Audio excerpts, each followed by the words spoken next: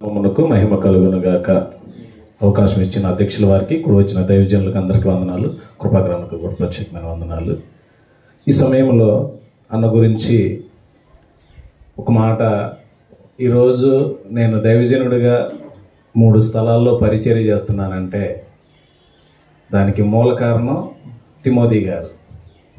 వాస్తవానికి నిజంగా ఒకరోజు సేవకుల మీటింగ్ అన్నయ్యని పిలిపించినప్పుడు, కృపాకరన్న ఆ రోజు దేవుని వాక్యాన్ని ప్రకటిస్తున్నప్పుడు, గిద్యోన్లాగా ఎంతకాలం కూర్చొని ఉంటావు, నీకు అప్పచెప్పిన పని ఉంది కదా అని చెప్పేసి ఆ రోజు వాక్యం ద్వారా దేవుడు నాతో మాట్లాడితే, తర్వాత అన్నతో చెప్పాను, అన్న దేవుడు ఇలా మాట్లాడాలంటే, తమ్ముడు నువ్వు ముందుకెళ్ళు, దేవుడే సమస్తము చూసుకుంటాడని చెప్పి నన్ను బలపరిచి, నిజంగా ఆ రోజు ఎంతో వేదంతో కూర్చొని ఉన్నప్పుడు ఆ రోజు అన్న అక్క ఇద్దరు వచ్చి, దేవుడు నీకు పరిచర్య చేయమని చెప్పాడు, నువ్వు ఆలస్యం చేయమాక, నువ్వు ప్రార్థన చేసుకొని ప్రారంభించు తమ్ముడు, నేను నీకు తోడుగా ఉంటానని చెప్పేసి ఆ రోజు నన్ను బలపరిచి, మాధవరం ప్రాంతంలో మేము సువార్త సభను మొదటిసారిగా ఏర్పాటు చేసినప్పుడు అన్నను నేను వాక్యాన్ని పిలిచినప్పుడు, ఆ ప్రాంతంలో ఆ రోజు అందించిన వాక్యము ద్వారా ఆ రోజు ఆ సంఘానికి అక్కడ పరిచర్య ప్రారంభించడానికి దేవుడు కృప చూపించాడు.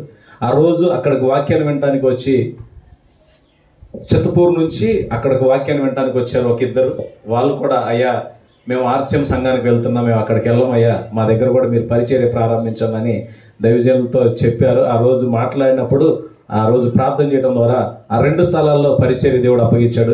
తమ్ముడు ఆ 2 స్థలాల్లో పరిచర్య కాదు, మరలా అన్నయ్య మా ఇంటికి రావాలని అంటే ఒక రోజు వచ్చి ప్రార్థన చేసి మా ఇంటి దగ్గర కూర్చొని మాతో మాట్లాడి, తమ్ముడు ముత్తగూడలో కూడా నువ్వు పరిచర్య ప్రారంభించు, ముందుగా ఎవరు రారు కానీ నువ్వు కంగారు పడ, మాకు దేవుడే నడిపిస్తాడు తమ్ముడు అని చెప్పినప్పుడు, నేను ఆశతో అన్నయ్య చెప్పినట్టుగా ప్రారంభించినప్పుడు, నేను నా భార్య నా పిల్లలే కూర్చునే వాళ్ళం. దేవుని మహాకృపను బట్టి మా తల్లిదండ్రులు రావటం ప్రారంభించారు, మా అన్నదమ్ములు రావటం ప్రారంభించారు, తర్వాత ఒక సాగుల కుటుంబం రావటం ప్రారంభించారు. తర్వాత లాస్ట్ ఇయర్ బాప్తిసం కూడా ఒకరికి ఇవ్వడం జరిగింది. దేవునికి మహిమ కలుగును గాక. ఈ పరిచర్య కారణం ఏంటంటే ఆయనకి దేవుడు అప్పగించిన స్వార్థ భారం. పౌలు గారు అంటాడు, అయ్యో నేను నీ సువార్త ప్రకటించకపోయిన ఎడలా నాకు శ్రమ. ఆ మాటను పట్టుకొని, తమ్ముడు నువ్వు వెళ్తా ఉండు, నీ పని నువ్వు చేసుకుంటూ దేవుని పనికి అడుగులు ముందుకే దేవుడు సమస్తము సమకూడి జరిగిస్తాడని ఆ రోజు నన్ను బలపరిచి, ఈరోజు సేవలో సేవకునిగా నిలబడ్డానంటే ఆయన ప్రార్థన, ఆయన నాకు ఇచ్చిన దేవుని మాటలను బట్టి నేను ఈరోజు నిలబడి పరిచర్య జరిగిస్తున్నాను. దేవుడి మాటలు దీవించునుగాక. ప్రార్థన.